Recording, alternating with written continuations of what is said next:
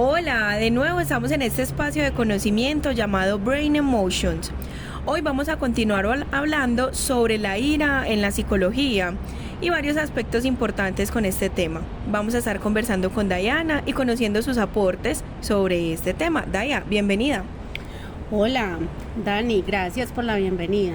Y como lo dices, hoy vamos a estar hablando de un tema bien interesante como lo de la ira y tantos procesos cerebrales que experimentamos cuando la tenemos. Claro, Daya, y es que la ira viene siendo un estado emocional que se caracteriza por sentimientos de enfado que cambian de intensidad y pueden ser ocasionados por situaciones externas o internas. Aunque vivamos la ira como algo negativo, no deja de ser una emoción y como toda emoción es necesaria y adaptativa. Así es, también la ira nos moviliza a actuar, a defendernos en caso de ser necesario, a luchar en situaciones que no nos parecen justas. Se va a caracterizar por un incremento rápido del ritmo cardíaco, de la presión arterial y de los niveles de noradrenalina y adrenalina en sangre. ¿Sabes qué, Daya? También es común que la persona que siente ira se torne roja en su rostro, sude, tense sus músculos y respire de forma más rápida. No está asociada a ninguna enfermedad concreta, pero puede ser indicadora y predisponer a trastornos afectivos y de la personalidad. Exacto. Y mira que hace poco leí que un estado de irritación constante influye negativamente sobre la atención y el estado de salud general de una persona, estando relacionada con trastornos cardiovasculares, úlceras, cáncer o enfermedades asociadas al dolor crónico. Qué interesante, ¿no? Demasiado interesante, Daya, y cierto también. Además, debemos tener en cuenta que lo que inevitablemente genera la ira son consecuencias negativas de las relaciones sociales y personales. Creo que todos en algún momento lo hemos vivido, ¿cierto? Por supuesto. Que nos digan, pues, quién no ha llegado a sentir ira en ningún momento de su vida. Lo que cambia es la intensidad de ese sentimiento y lo que cada persona hace en ese momento. Pero normalmente el proceso físico de la ira se comporta igual en cada organismo. Sí, la ira es muy mal vista en varias comunidades y es que lo cierto es que es un tema difícil de aceptar así como así. Es más, nos vamos a encontrar varias señalaciones ante esta emoción, más específicamente hablando de las personas que son caracterizadas por sentir ira constantemente. Por ejemplo, vamos a encontrar el concepto de iracundo, que es utilizado cuando queremos referirnos a aquellas personas que tienen una inclinación natural a la ira, o sea, que más allá de lo que les suceda, naturalmente cuenta con su personalidad, con esta seña característica. Con esto que mencionas, hay que señalar también que el iracundo se caracteriza por siempre enojarse con otro o con algo de manera casi inmediata, si es que percibe del otro lado una acción o conducta hostil hacia él o algo que le interesa. Qué complejo, ¿no? Así es, sabes que normalmente en las culturas estamos buscando nombrar todo lo que nos encontremos. Y las personas que sienten ira con facilidad han sido nombradas así, ya es un término coloquial e identificable. ¿Sabes qué? Se me genera la duda, ¿de dónde se aloja la ira? Es decir, hemos hablado de que en el cuerpo se va a sentir una sensación con este tema, pero si yo quisiera ubicarlo, ¿dónde lo ubicaría? Este tema es muy interesante. Te cuento que la ira se asocia con la activación del hipocampo derecho, la amígdala, ambos lados de la corteza prefrontal y la corteza insular. La ira comienza cuando la amígdala estimula el hipotálamo. Súper importante, y sabemos que hemos sabido que la ira o la agresividad en una persona provoca efectos directos en el funcionamiento del corazón. Eso es muy poco creído en varias personas, pero lo vemos. Hay personas que se enferman de pura ira. Yo una vez leí algo que hablaba justamente sobre este tema y decía que la ira, según la ciencia, libera noradrenalina. Esa es una hormona que aumenta la presión arterial y el ritmo cardíaco. Y dopamina, al mismo tiempo que glutamato, y se da una disminución de los niveles de serotonina y vasopresina. A diferencia del enamoramiento, este cambio neuroquímico se da de inmediato. Increíble encontrar dopamina en el proceso de la ira, cierto. Y es que las emociones son complejos sistemas homeostáticos muy relacionados con la motivación, que permiten generar determinadas respuestas a una situación. Todos los sistemas vivos pasan de una emoción a otra durante toda su vida. De esta forma se pueden restringir las posibles respuestas de un organismo o su entorno. Exactamente. ¿Y sabías que las emociones se clasifican en dos grupos? Las emociones biológicas, como el miedo, la ira, la tristeza, la alegría, y las emociones sociales, tales como la envidia, el orgullo, los celos, la culpa, la vergüenza, etc.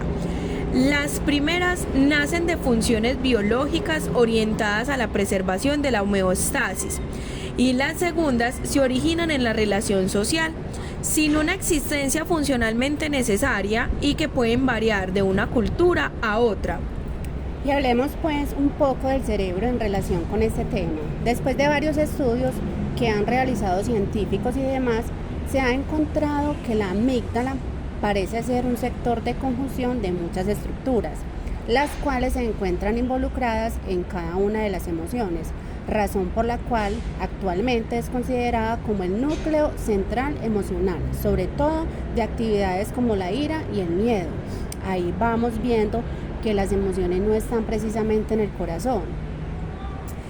Este tema cerebral es demasiado interesante. Es que es un universo prácticamente. Hablando de eso y yéndonos con un idioma un poco más técnico, pasa que una vez las estructuras cerebrales generan una emoción, se produce la activación del sistema motor visceral y del motor somático mediante las vías simpáticas, parasimpáticas y entéricas. La primera prepara al organismo para una rápida utilización energética dada por el ataque o la huida. En cambio, las vías parasimpática y entérica promueven el ahorro de energía. Debemos recordar que todas estas vías están controladas por la actividad del hipotálamo y la formación reticular del tronco encefálico. Por ejemplo, en el miedo, que es uno de los temas que hemos estado abordando en nuestros podcasts, el aumento de la frecuencia cardíaca es mediado por el hipotálamo y el estado de congelamiento es producido por la formación reticular. De esta forma, las actividades del sistema motor visceral y del motor somático dan como resultado los conjuntos de movimientos que etiquetamos como emociones. Reforzamos entonces lo que decías, Daya. Las emociones no están en el corazón. Y todo esto sonó pues muy científico y biológico, pero es que realmente así es como podemos ir entendiendo un poco más sobre estas emociones. Bueno, Dani, sigamos pues con estas definiciones científicas y biológicas que estamos abordando, pero que sabemos que no nos van a entender. Se ha demostrado que la ira y la rabia activan una serie de manifestaciones cada vez que ocurre la frustración que activa esa emoción. Este sistema tiene como objetivo ayudar a la supervivencia del individuo. Ya hemos hablado de esto y las estructuras neurobiológicas implicadas se encuentran en dos zonas dependiendo si la ira es defensiva o de ataque. No, es que esto es demasiado encarretador, Daya. Mira pues, el comportamiento de rabia defensiva que mencionas es provocada al estimular eléctricamente el hipotálamo preóptico intermedio y el estímulo eléctrico o químico del mesencéfalo gris. En cambio, el comportamiento de rabia de ataque se provoca al estimular eléctricamente el hipotálamo perifornical lateral y la zona ventral del mesencéfalo gris. Además, la única diferencia autonómica con la rabia defensiva es una tenue dilatación pupilar. Tanto la dopamina como los receptores de norepinefrina tienen efectos similares sobre las neuronas del hipotálamo intermedio. Y vamos a ver que el tema de la ira va a ser incluso un trastorno. En muchos de los casos no es simplemente una emoción y pare de contar, sino que se va a caracterizar en algo más. Sí, Dani, imagínate que hemos conocido sobre el trastorno de la ira, que recibe el nombre de trastorno explosivo intermitente. ¿Pero qué es eso? ¿Será que la mayoría de las personas sí la han escuchado nombrar?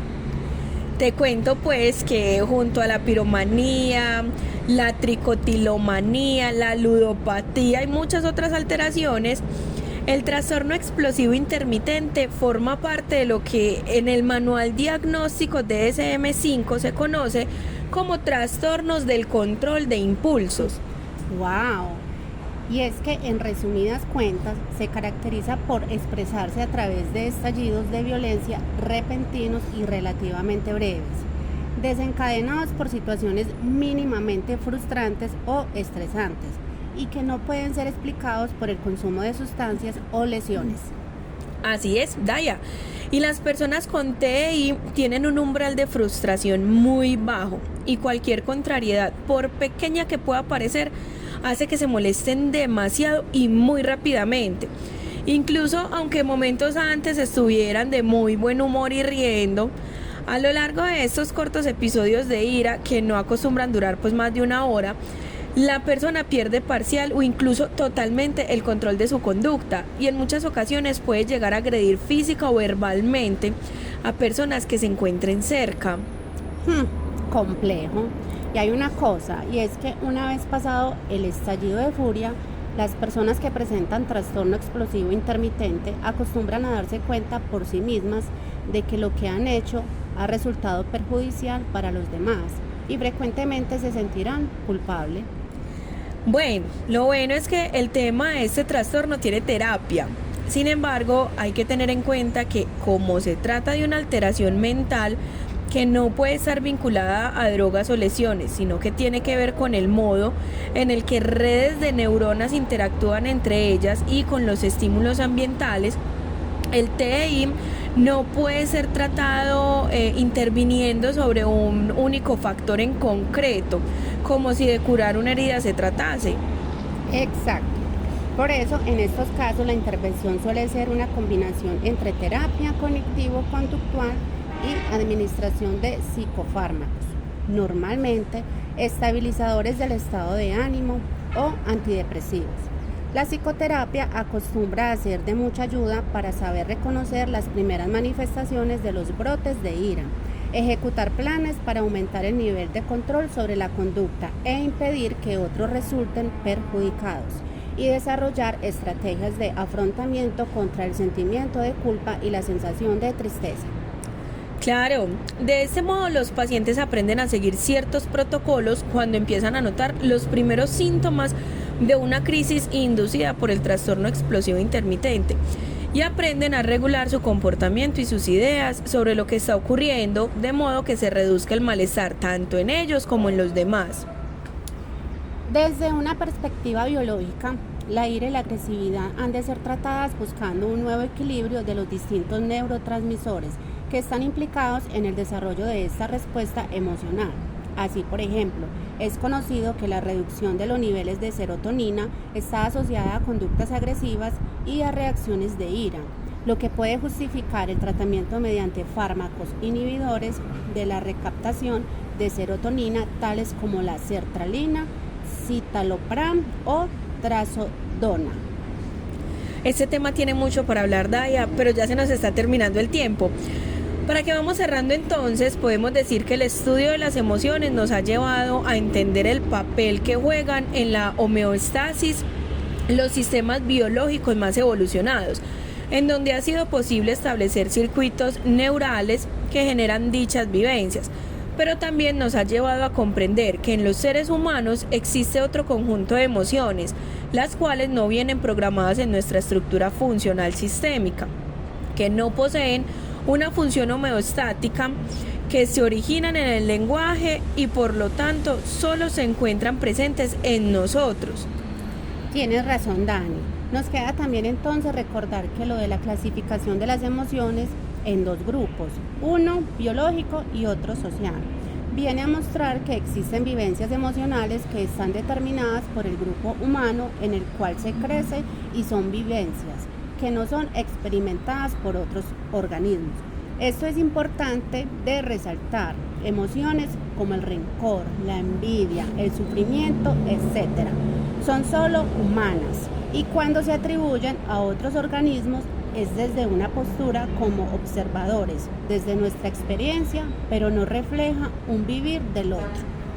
Sí, claro, es que las emociones determinadas por la cultura son una clara muestra de la capacidad plástica de nuestro sistema nervioso y cómo es capaz de generar diversas respuestas a perturbaciones variadas.